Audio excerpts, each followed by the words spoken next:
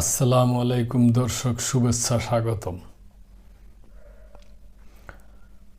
একটা সংবাদ হলো সৌদি আরব নিয়ে, মানে সংযুক্ত আরব আমিরাতকে নিয়ে ভিসা সংক্রান্ত সংবাদ।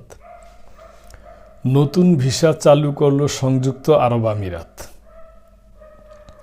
সংযুক্ত আরব আমিরাতের federal authority for identity, citizenship, customs and port securities বিভাগ ৫৫ বছর বা ততোঊর্ধ্ব বয়সীদের জন্য ৫ বছর মেয়াদী রেসিডেন্টি ভিসা চালু করেছে।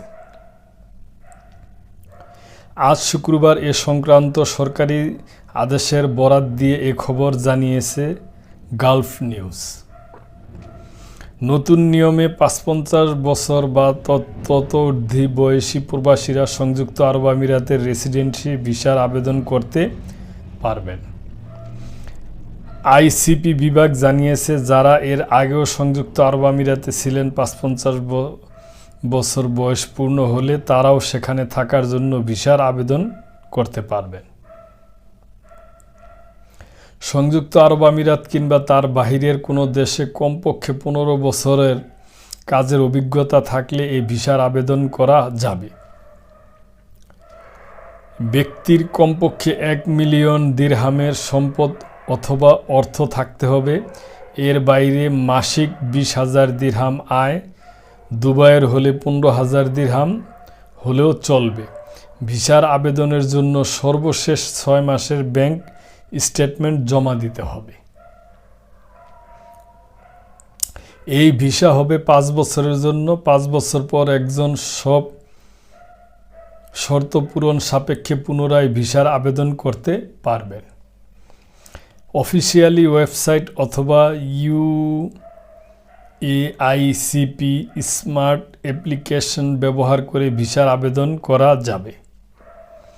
অবসরপ্রাপ্তদের আকৃষ্ট করতে আরও একটি বিশেষ প্রোগ্রাম চালু করেছে সংযুক্ত আরব আমিরাত।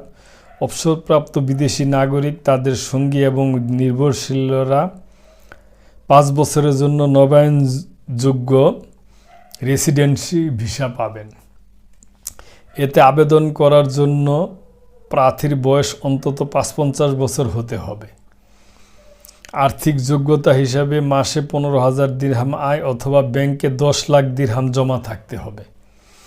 অবসরপ্রাপ্ত প্রবাসীদের জন্য আর্থিক নিরাপত্তা ও স্থিতিশীলতা নিশ্চিত করা এবং আমিরাতে তাদের অবসর জীবন আরামদায়ক করে তোলার জন্যই এই ভিসা চালু করা হয়েছে বলে জানানো হয়েছে।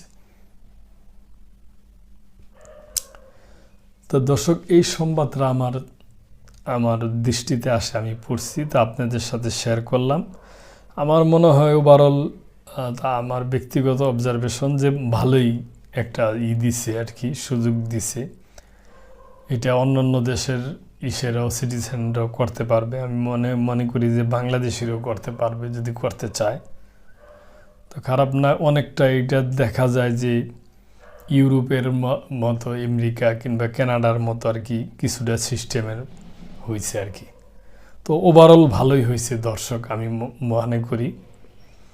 তো সংবাদটা আপনাদের সাথে শেয়ার করলাম। তো ভালো থাকবেন, চ্যানেলটিকে সাবস্ক্রাইব করে আমাদের এই চ্যানেলের পাশেই থাকবেন। আসসালামু আলাইকুম।